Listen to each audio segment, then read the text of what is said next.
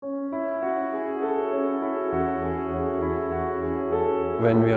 always presents a special challenge when we develop a new kind of car for the Porsche brand, precisely because we haven't been in the segment before. And the question of whether it matches the Porsche brand always looms in the background. The Panamera has one body style today, the body style of a four-door coupe. We were intrigued by the idea of developing another version for Porsche, in other words, to design a version of a sporty Panamera, a sports station wagon. I wouldn't actually call it a station wagon. We still have to find a good name for it. But once again, it is a perfect combination of functionality and an exterior that's still highly emotional and very sporty. The proportions are the crucial beginning of every project, and we worked many months on them before presenting them to the board. We found the most powerful design motif, which we further elaborated on now.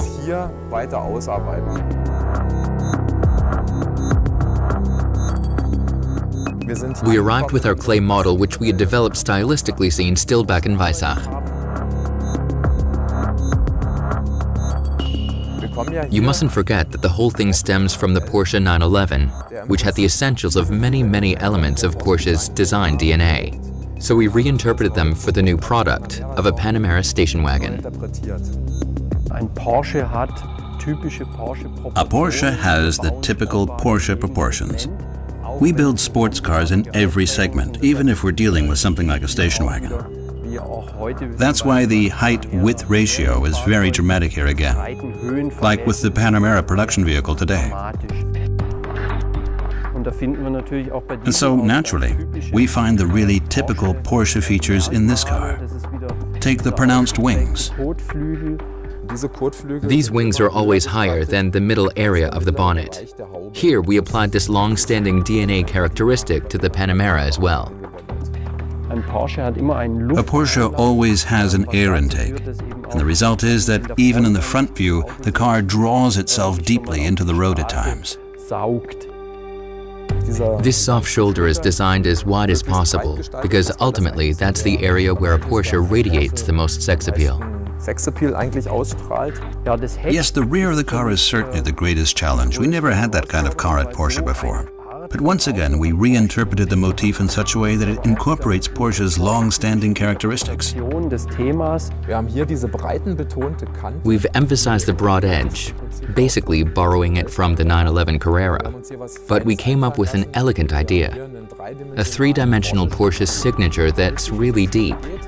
And later, when the model's finished, it will be made of glass with an anthracite-colored finish that will have a truly high-end, three-dimensional look and feel to it.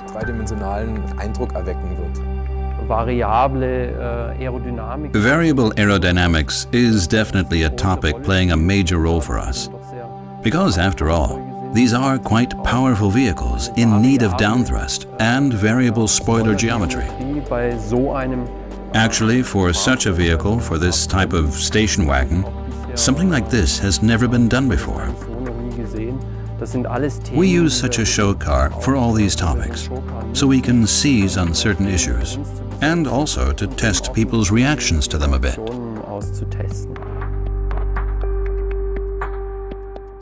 What you're seeing here is a hard model that we've milled based on the clay model. With the hard model, we can file the lines far more precisely and optimize the forms.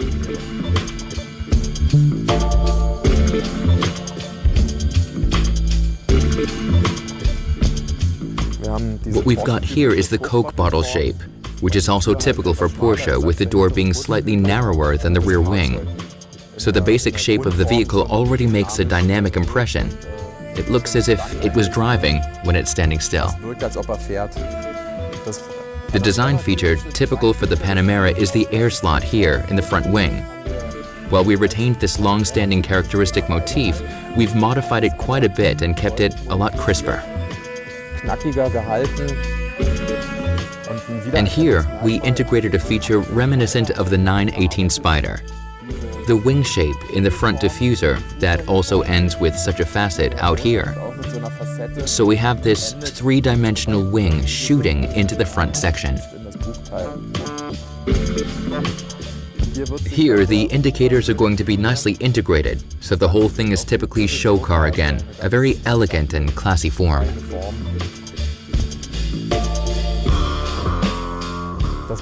The width of the front section is emphasized, basically picking up the design motif of the Panamera, with the main headlights arranged horizontally.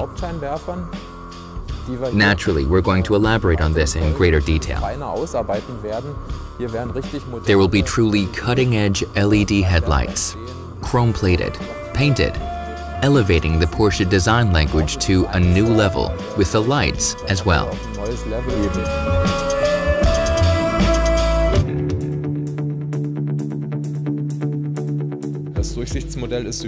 The see-through model is symmetrical. Above, the greenhouse, that's the driver's cab, it's now really see-through. Here is the first shot of the interior. This is where we can put the initial elements of the cockpit, and also a presentation of the headrests in order to let the viewers get an idea even now in the intermediate phase. The vehicle is really see-through.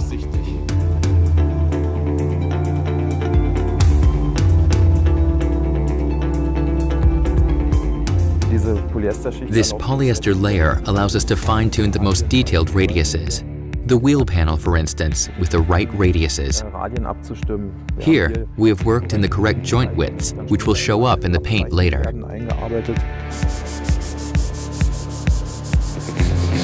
We gave this air intake a greater depth now in comparison to the last time, so we can integrate a grille element.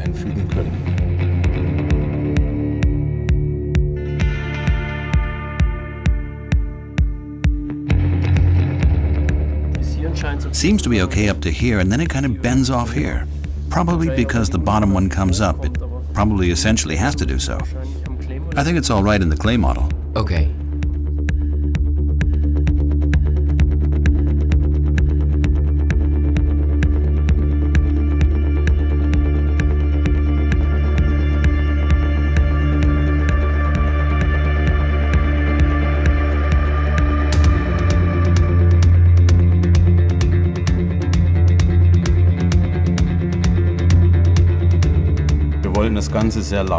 We want the whole thing to make a very light, very generous impression, yet still have the characteristics of a Porsche. So our tachometer is the highest point in the interior, with the center console rising in the front.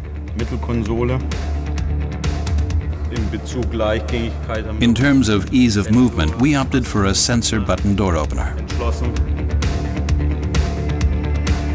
Here we are in the automotive workshop where we'll build the real final show car.